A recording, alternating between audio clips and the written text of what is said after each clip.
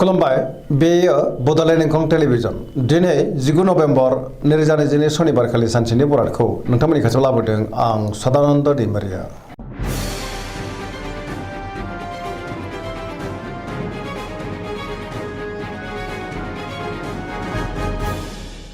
सिगां फरायनो लादों मेष राशि गिबि हांखो अ ल दिनैनि साना जोबोर मोजां जेरावबो जाफुंसारगोन सुथुरखौ दिनै गोरलैयैनो फेजेननो हागोन। बहाबा दावबायहैनो बा हान्थिनो खाबुबो मोननो हागौ आरो मोजाङैनो हान्थिनोबो हागोन। मावनो लानाय खामानिखौ थि समावनो आरो गोरलैयैनो मावफुंनोबो हागोन। गोसोखौ दिनै जोबोर गोजोननाय मोनगोन। देहाया मोजाङै थागोन अब्लाबो नाथाय जानाय लोंनायाव सांग्रां जानांगोन। बहानिफ्रायबा मोजां खौरांबो फैनो हागौ। रांखावरियाव दिनै जोबोर मोजां आयाबो बांनो हागौ। बेफार फालांगियाव दिनै जोबोर मोजां होनजायो। गुबुनजों मोजां सोमोन्दो लाखिनोबो रोंगोन। न'खराव अननानै फैगोन। बिदा फंबायजों मोजां सोमोन्दो थागोन। सोरनिबा अननाय आरो बोरखौ मोननो हागौ। गोसोनि बोलोआ बांगोन। समाजाव दिनै बयजोंबो अनसायजानो हागौ। लाइमोनफ्रा जोबोर खुसि जागोन आरो गोसोनि साननायखौ फोरमायलायनोबो हागोन। पजिटिभ एनार्जिनि गोहोमबो गोग्लैनो हागौ। वृष राशि गिबि हांखो इ उ ब दिनैनि साना जोबोर मोजां गोसोखौ दिनै जोबोर गोजोननाय मोनगोन। गोसोनि बोलोआ बांगोन। मावनो लानाय खामानिखौ थि समावनो आरो गोरलैयैनो मावफुंनो हागोन। माबा मोनसे मोजां खौरां फैनोबो हागौ। गियानाबो बांगोन। समाजाव दिनै गोबां मान मोननो हागोन। रांखावरियाव जोबोर मोजां गोबां धोन आरजिनोबो हागोन। बेफार फालांगियाव जोबोर मोजां होनजायो। सोरजोंबा बाख्नाय जानो हागौ। न'खराव बिसि फिसायनि गेजेराव अनलायनाय फैगोन। देहाया मोजाङैनो थागोन। गुबुननिफ्राय थोजासे हेफाजाब मोननो हागौ। जायखि खामानि मावा मानो मोनफ्रोमबो खामानिखौनो दिनै गोरलैयैनो मावफुंलांनो हागोन। सोरबा लोगोनिफ्राय थोजासे हेफाजाबबो मोननो हागौ। गोसोनि साननायफ्रा जाफुंगोन। पजिटिभ एनार्जिनि गोहोम गोग्लैनोबो हागौ।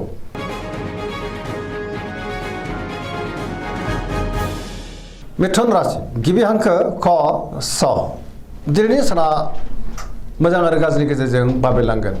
गोसोआव नेगेटिभ साननाय फैनो हागौ। मोनफ्रोमबो बिथिङावनो गोनो गोथो जानो हागौ। गियाननिबो आंखाल जानो हागौ। गोसोखौ दिनै जोबोर गुलाय गुजाय मोनगोन। देहाया मोजाङै थागोन अब्लाबो नाथाय जानाय लोंनायाव सांग्रां जानांगोन। रांखावरियाव बारा मोजां नङा। आयनिख्रुइ खरसायासो बांसिन जानोबो हागौ। बेफार फालांगियाव बारा मोजां नङा। न'खराव अननानै फैगोन। सोरजोंबा बाख्नाय जानोबो हागौ। अब्लाबो नाथाय गोसोनि बोलोआ लोरबांबो जानो हागौ। मावनो लानाय खामानिखौ मावफुंनो हागोन। सोरबा लोगोजों बाख्नाय जानोबो हागौ। गुबुनजों मोजां सोमोन्दो लाखिनो रोंगोन। अब्लाबो नाथाय नेगेटिभ एनार्जिनि गोहोमबो गोग्लैनो हागौ। सांग्रां जानाया गाहाम। कर्कट राशि गिबि हांखो ड ह दिनैनि साना जोबोर मोजां गोसोखौ दिनै जोबोर गोजोननाय मोनगोन। बहाबा हान्थिनो एबा दावबायनो खाबुबो मोननो हागौ। सोरजोंबा बाख्नाय जानोबो हागौ। गोसोनि साननायफ्रा जाफुंगोन। गोसोआव पजिटिभ साननाय फैगोन। गोथों आरो गोग्गो साननो रोंगोन। गियाननि आंखाल जानाय नङा। मोनफ्रोमबो खामानिखौनो दिनै मोजाङैनो मावफुंलांनो हागोन। सिगांनि बबेबा आद्रा खामानिखौबो दिनै मावफुंनो हागोन। न'खराव अननानै फैगोन। बिदा फंबायजों मोजां सोमोन्दो थागोन। समाजाव दिनै लोगो लेवा बांगोन। देहाया मोजाङै थागोन अब्लाबो नाथाय जानाय लोंनायाव सांग्रां जानांगोन। सोरजोंबा बाख्नाय जानानै गोसोआ दिनै जोबोर खुसि जागोन। फरायसाफ्रा दिनै फरायनायाव गोसो दुंखांगोन आरो मोजां फिथाइ मोनगोन। गुबुनजों मोजां सोमोन्दो लाखिनोबो रोंगोन। पजिटिभ एनार्जिनि गोहोम गोग्लैनो हागौ।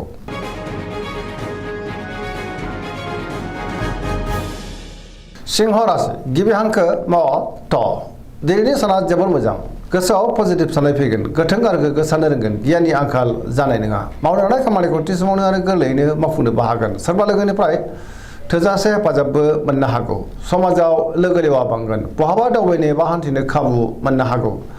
रांखावरियाव दिनै जोबोर मोजां अब्लाबो नाथाय खरसायाबो बांनो हागौ। बेफार फालांगियाव जोबोर मोजां होनजायो। गोसोनि साननायखौ गुबुननो फोरमायनोबो हागोन। लाइमोनफ्रा जोबोर खुसि जागोन आरो बहानिफ्रायबा मोजां खौरां फैनोबो हागौ।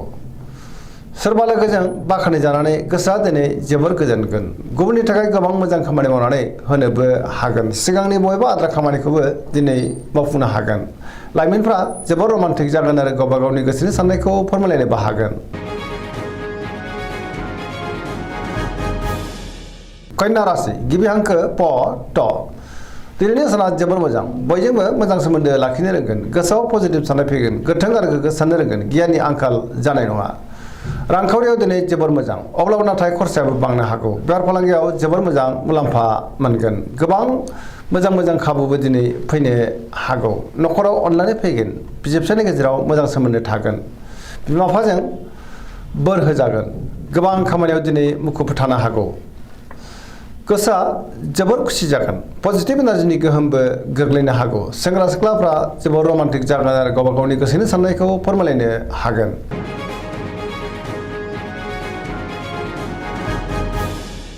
तुला राशि गिबि हांखो र ट दिनैनि साना जोबोर मोजां गोबां मोजां खाबु फैनोबो हागौ गोसोआव गोग्गो आरो गोथों साननाय फैगोन गियाननि आंखाल जानाय नङा गोसोनि साननायखौ दिनै गुबुननो फोरमायनोबो हागोन देहाया मोजाङै थागोन अब्लाबो नाथाय जानाय लोंनायाव सांग्रां जानांगोन रांखावरियाव मोजां बेफार फालांगियावबो मोजां होनजायो न'खराव बिसि फिसायनि गेजेराव अननानै फैगोन गुबुनजों मोजां सोमोन्दो लाखिनोबो रोंगोन बेफार फालांगियाव दिनै जोबोर मोजां आरो मोजां इनकाम खालामनो हागोन गुबुननि गोसोखौबो गोरलैयैनो बोनो हागोन गोदान थांखि लानो रोंगोन सेंग्रा सिख्लाफ्रा जोबोर रमान्टिक जागोन आरो गावबा गावनि गोसोनि साननायखौ फोरमायलायनोबो हागोन गोसोआव पजिटिभ साननाय फैगोन आरो गोथों गोग्गो साननो हागोन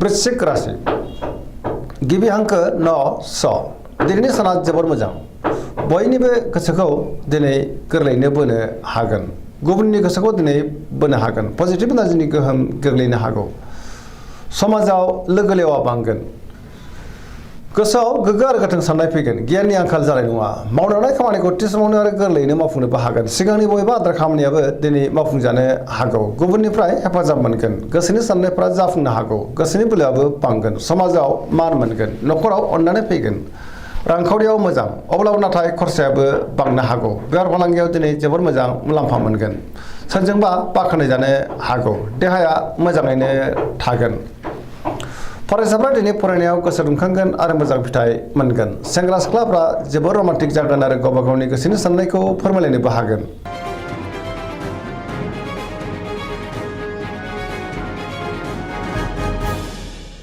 धनु राशि गिबि हांखो ध फ भ दिनैनि साना मोजां आरो गाज्रिनि गेजेरजों बाबेनलांनो हागौ गोसोआव गोनो गोथो साननाय फैनोबो हागौ मावनो हानाय खामानिखौ थि समावनो आरो गोरलैयैनो मावफुंनो गोब्राब जागोन माबा नङा माबा मोनसे गोरोन्थि जालांनोबो हागौ गोसोनि साननायफ्रा दिनै देबर नांनोबो हागौ रांखावरियाव मोजां अब्लाबो नाथाय खरसायाबो बांनो हागौ बेफार फालांगियाव मोजां होनजायो समाजाव मान मोनगोन बहाबा थाङोब्ला दिनै लामा सामायाव सांग्रां जानांगोन देहाया बारा मोजां थानाय नङा जानाय लोंनायाव सांग्रां जानाया गाहाम गोबां रोखोमनि देहायारि जेंनाजों मोगा मोगि जानांनो हागौ सोरबा लोगोनिफ्राय गाज्रि खौरांबो फैनो हागौ लाइमोनफ्रा जोबोर रमान्टिक जागोन आरो गावबा गावनि गोसोनि साननायखौ फोरमायलायनो हागोन फरायसाफ्रा दिनै फरायनायाव गोसो दुंखांगोन आरो मोजां फिथाइ मोनगोन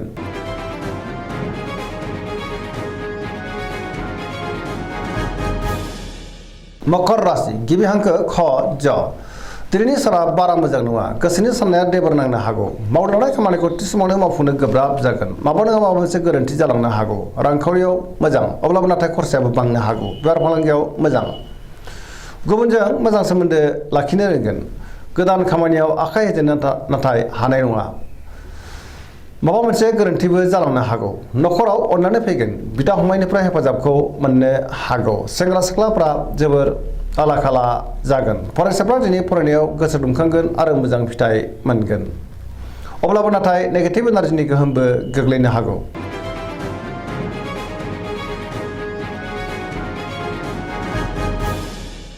कुम्भ राशि गिबि हांखो ग स दिनैनि साना बारा मोजां नङा गोसोखौ दिनै जोबोर गुलाय गुजाय मोनगोन मावनो हानाय खामानिखौ थि समावनो मावफुंनो गोब्राब जागोन माबा नङा माबा मोनसे हेंथा फैनोबो हागौ गोसोआव गोनो गोथो साननाय फैगोन समाजाव मान मोनगोन गोबां मुंदांखा सुबुंजों दिनै लोगो मोनज्लायनोबो हागौ रांखावरियाव मोजां अब्लाबो नाथाय खरसायाबो बांगोन बेफार फालांगियाव मोजां होनजायो देहाया दिनै बारा मोजां थानाय नङा गोबां रोखोमनि देहायारि जेंनाजों मोगा मोगि जानांनो हागौ गगा बायदिसिनाजों खस्थ' मोननांनोबो हागौ न'खराव बिमा बिफानि अननाय आरो बोरखौ मोनगोन बहाबा थाङोब्ला दिनै जोबोर मोजां आरो मोजाङैनो हान्थिनोबो हागोन अब्लाबो नाथाय लामा सामायाव सांग्रां जानांगोन नेगेटिभ एनार्जिनि गोहोमबो गोग्लैनो हागौ